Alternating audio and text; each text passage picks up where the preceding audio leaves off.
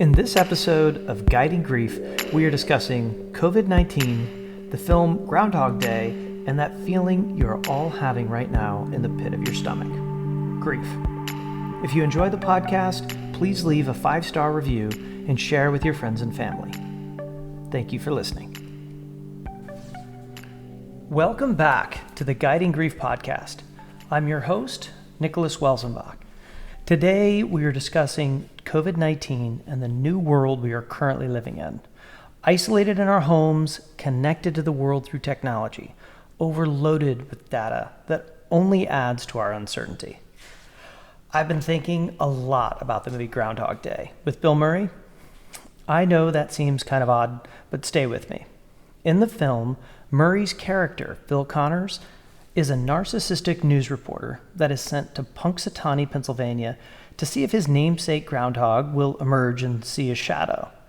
Disgruntled at the assignment to begin with, the next day, Phil wakes up to none other than Sonny and Cher singing "I Got You, Babe," only to find himself reliving Groundhog Day all over, again and again and again and again.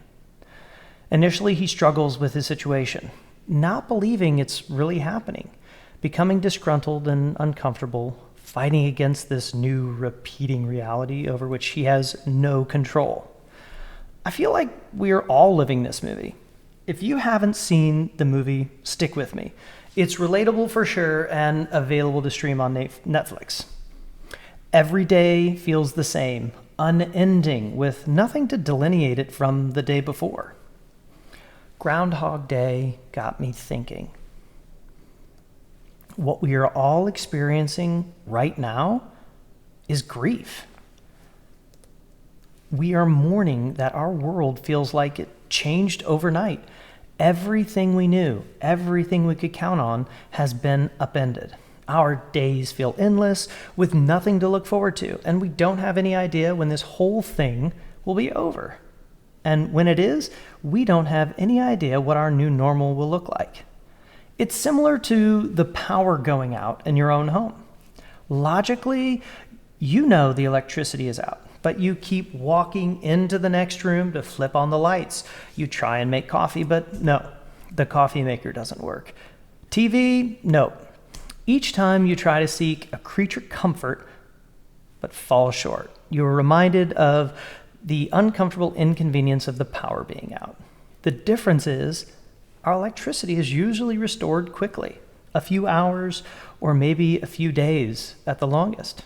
We can get fairly reliable updates on our phone from the news on when we can expect to have electricity. With COVID-19, there is no true timetable. Is it May 1st or will it be longer? June, maybe July? We don't know. Every time we go to do anything normal, like going to the grocery store, we realize that once simple tasks has been altered, and we wonder, will it ever be the same? That's grief. Acknowledging the fact that we are experiencing collective grief is important. We've all lost our sense of normalcy, the routine and freedoms we've come to depend upon and enjoy.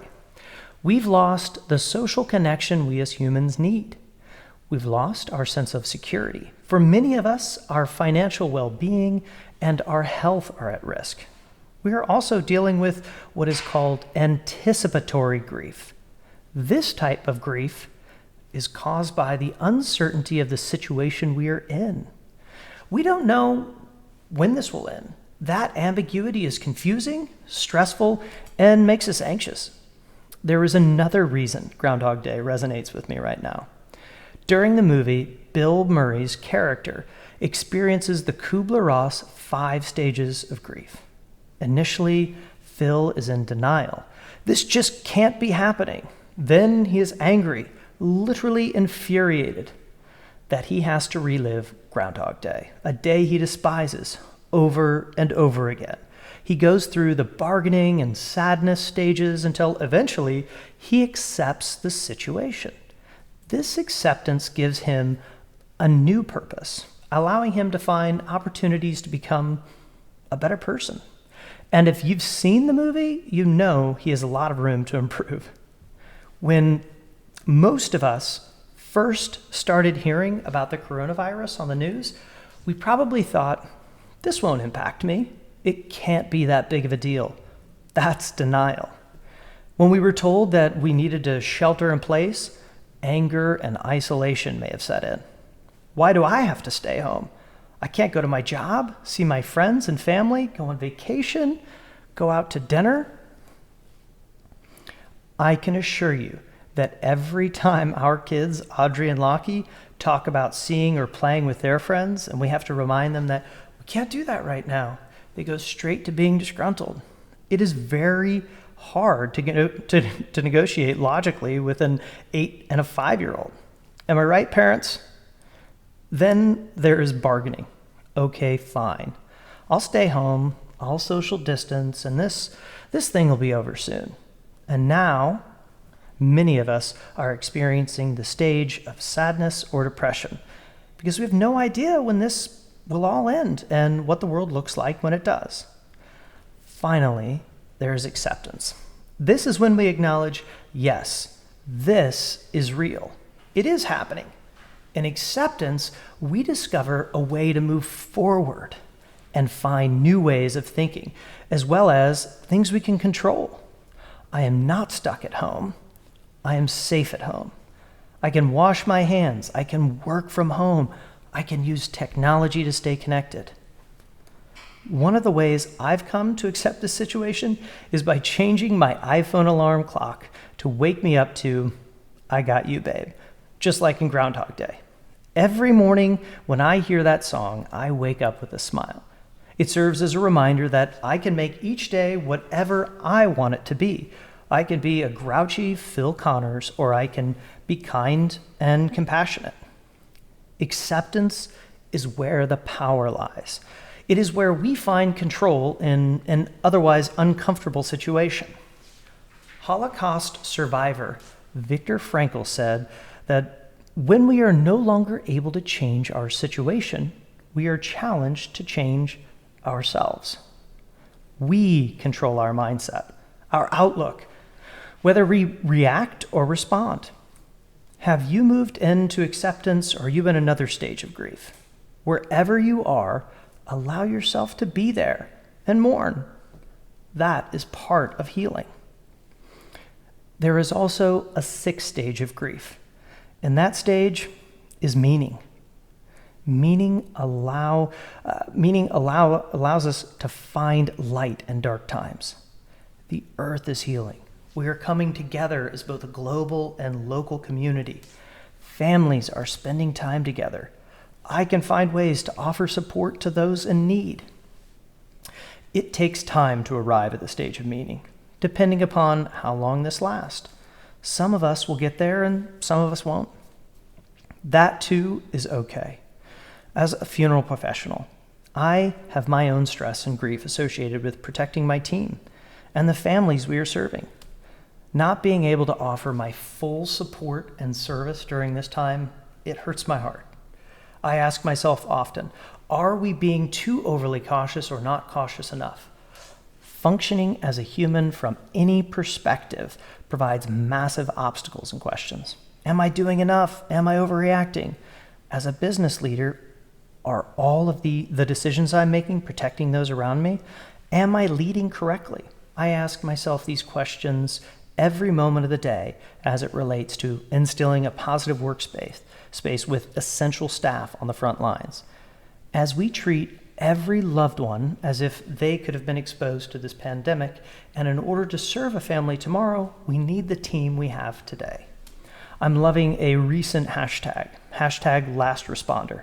To all the funeral professionals out there, we stand united, caring for families during these trying times. Looking back at how other crises have affected the world and funeral professionals, how much is fear of the unknown? The unknown lends itself to fear.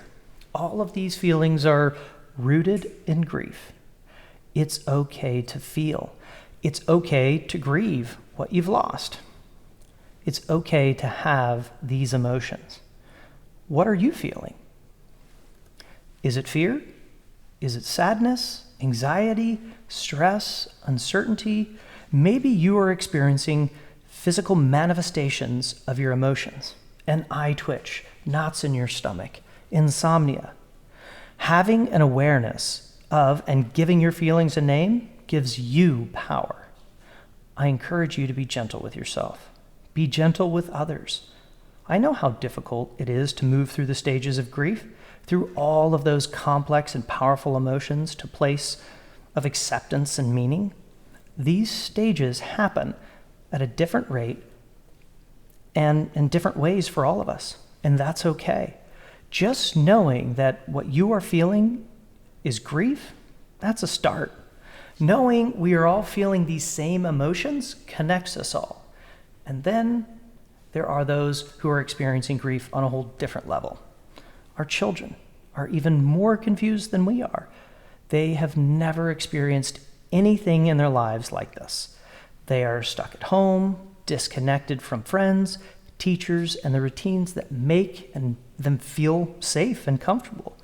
Many have lost a lot. Seniors in high school and college don't get to walk at graduation. They miss out on senior trips and other special events that they've worked so hard for. These kids, no matter how old, feel the energy of confusion and uncertainty swirling around. They hear the news, they scroll through social media, they know that the adults don't have an answer, and that is unsettling.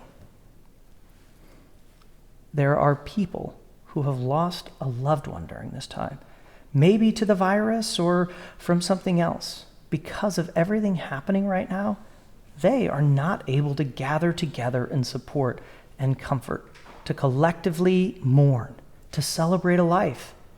They may not have been able to be with their loved one before they passed at a hospital or care facility. That is heartbreaking. And then there are our first responders all around the world. Those on the front lines and the hospitals having to make tough decisions about who gets care and who doesn't. Our leaders who are trying to make the best possible decisions based on elusive, limited information. That is overwhelming. For these people, their grief is compounded and is a very heavy burden. If you've lost someone during this world-changing time, my heart goes out to you. Hopefully you are in a home surrounded with at least a few loved ones to share stories, laughter, and tears. When this quarantine finally ends and we are all able to once again be together, my suggestion is to hold an event to celebrate life and tell stories of the loved ones you've lost. Storytelling and the gathering of community is where healing can begin. Grieving in isolation amplifies our heartache. And because of the shelter in place, there are too many people who are grieving in isolation. Reach out to those that have lost loved ones recently.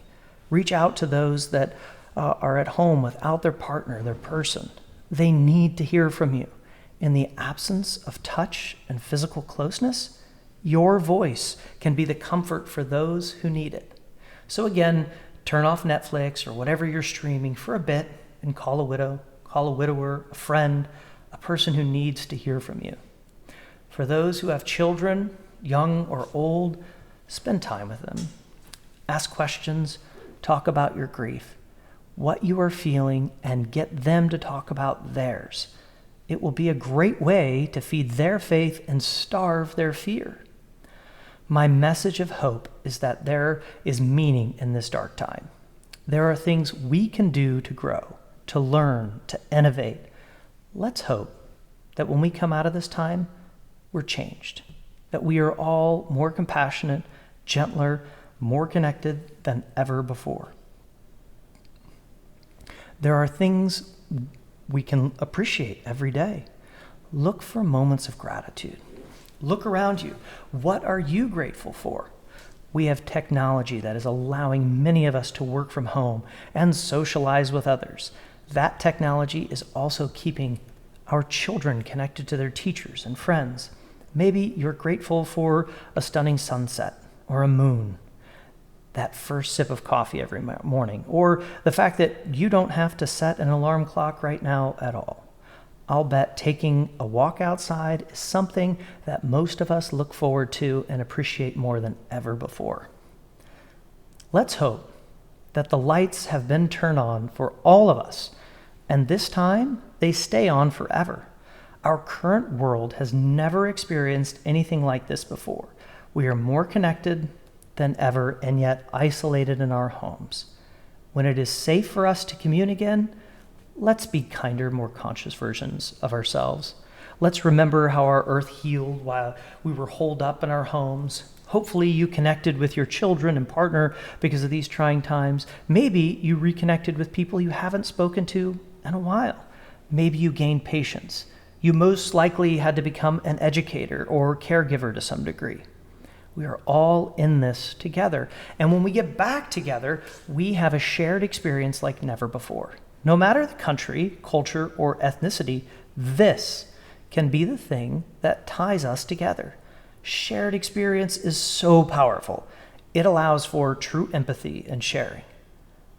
One other thing I want to provide in this podcast is access to support. I want to share the perspective of those experiencing loss right now and those who are serving them, your community, and how you can have access to some creature comforts while remaining safe while supporting small businesses. There are so many people and organizations offering support. People are sewing masks, donating money, food, and supplies to frontline responders. So many essential workers are keeping us fed, our refrigerators full, our power on. People are checking in on neighbors and family, running errands for those who can't or shouldn't leave their homes. Many companies are giving their services away for free or hosting free informational meetings to help small businesses. Chambers of Commerce are curating information on local restaurants and businesses that are open and able to safely service you during this time. In the notes of this podcast, I will include a variety of helpful links to services and information I've found helpful during this time. They are too numerous to mention here, I can assure you. Please do your part. Shelter in place, it saves lives. Practice social distancing. If you are out, it helps eliminate the spread of COVID-19. To those on the front lines, our medical professionals, grocery store workers, everyone that is essential, thank you for your hard work and dedication and placing yourselves in harm's way for all of us. To all other essential businesses, thank you for your service and for keeping us safe. As I am a funeral professional and grief is at the core of my life's work, I plan to stay in my lane. At the core of everything we are doing, kindness needs to be the common thread. So please practice kindness. You deserve it, and our world needs it. Remember that on the other side of a storm is the strength that comes from having navigated it. I hope this edition of Guiding Grief has helped guide you through your grief, given you some information to be hopeful of and to acknowledge and to give a name to. I'm your host, Nicholas Welzenbach, signing off. Thank you for listening to the Guiding Grief podcast, COVID-19. Hopefully this message met you where you are and helped identify what you're feeling, grief and concern. If nothing else, check out Groundhog Day. It's a classic. If there's a Ned Ryerson in your life, don't punch him in the face. Instead, respond with kindness and compassion. A special thanks to Larry Brooks and Kristen Frank for your support. If you enjoyed the podcast, please share with your friends and family. Be good to one another.